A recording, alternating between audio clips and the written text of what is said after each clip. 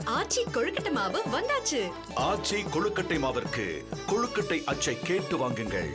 தமிழகத்தைச் சேர்ந்த 21 தமிழர்கள் பத்திரமாக மீட்கப்பட்ட நிலையில் இதனைத் தொடர்ந்து ஆந்திராவைச் சேர்ந்த 28 பேர் என அனைவரும் பத்திரமாக மீட்கப்பட்டிருக்கிறார்கள். நேபாள பெருவெள்ளத்தில் சிக்கிய ஆந்திராவைச் சேர்ந்த 28 பேர் பத்திரமாக மீட்கப்பட்டிருப்பதாக தகவல் கிடைக்கப்பெற்றிருக்கிறது. திருப்பதியிலிருந்து புனித யாத்திரை மேற்கொண்ட 28 பேர் தற்போது மீட்கப்பட்டிருக்கிறார்கள். ஹெலிகாப்டர் மூலம் நேபாள தலைநகர் காட்மண்டுவுக்கு இவர்கள் அனைவரும் அழைத்து வரப்பட்டிருக்கிறார்கள். நேபாள வெள்ளத்தில் சிக்கிய ஆந்திர பயணிகள் விவரமும் தற்போது சேகரிக்கப்பட்டு வருகிறது.